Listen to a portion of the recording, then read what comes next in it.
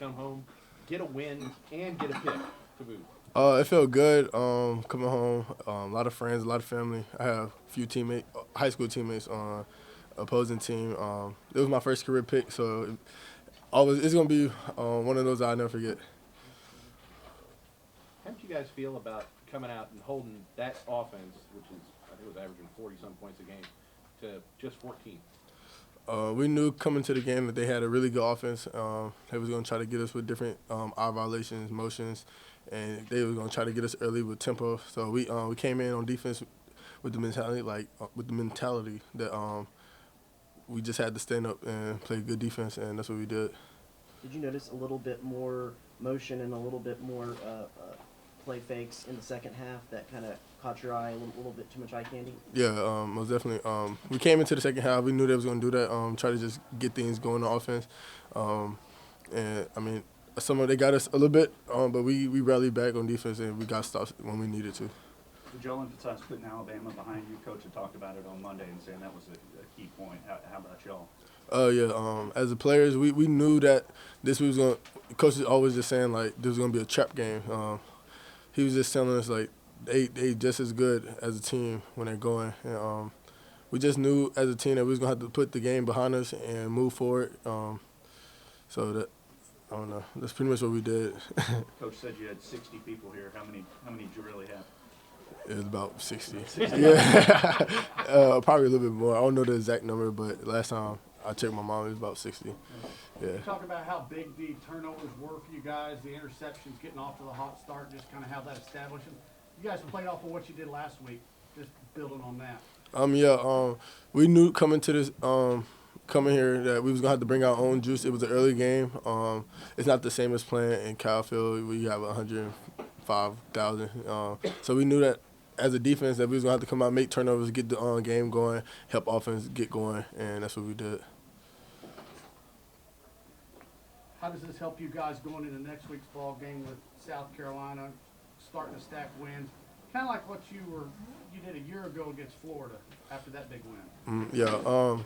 We just got to go back into the playbook, go watch a film, and then just fix mistakes because when you look at the film, we're going to see a lot of mistakes. We just got to do what we can do to get better each week and just go attack our next opponent. Our next opponent. How big was it for you guys, for the Aggies, to pick up a win here? Because they'd lost 3 in a row here in Columbia, and should be a pretty nice ride home tonight. Oh, yeah. I didn't know that, but it's always good to stop a losing streak. Coach Elko and Coach Fisher, we're going to get back home. We're going to go watch the film and then get ready for the next week. You had to play a lot of almost like corner today. Do you kind of enjoy the opportunity to get out there and, kind of go into coverage against these guys? Oh, yeah. I played a lot of man against my old high school teammates, so that was fun. Just being able to just play wherever coach needs me to play, help the team win, like whatever I have to do to help the team win, that's what I do. I know they hit a couple deep balls, Antonio, but for the most part, you kept their passing, attacking check. How comfortable are you guys in the back end right now playing together? We're very comfortable. I trust all the guys back there. I know they all can make plays. It shows Jalen made an early play with a pick. I made a play. Leon made a pick, but they called it. But I trust all my guys back there. When it come down to it, I put my guys versus anybody, and that's what we do. Does your old teammate love it? Yeah. Yeah. Any fun trash talking between y'all through the game? Not really. Not how I thought it was gonna be, but no, it was just good play, stuff like that. We weren't really talking trash. What was the best thing said or worst thing said between them? I don't remember, honestly. What happened during the game just happens.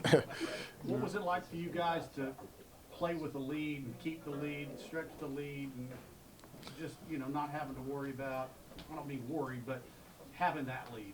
We were just really focused. Our main point was just making sure that everybody stayed focused because we know they have a really good offense. At any point, they could turn it up on us. And they started to turn up a little bit, but we did a good job again, 3 and outs and forcing them to throw balls and pressing the quarterback. And when we pressing the quarterback, it's really hard for them to throw balls on us. So with our D line being so good, that's.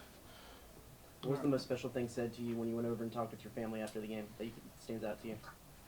Not really anything special said. It was just special moment. Just seeing all my family there, all my support system back home. They don't really get to come to games in Texas, so that was just probably the most important part to me.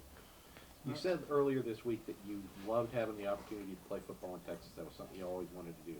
But when you came out here today, a place that you were so familiar with, what was the feeling for you? It was a different feeling than any other game. I was more hyped. I don't know why, but I couldn't sit down at the beginning of the game. Just knowing, like, I think it was really just knowing I had the support that I had today, and me playing against some of my old high school teammates, it just added a little extra juice to it. All right, we got Isaiah here.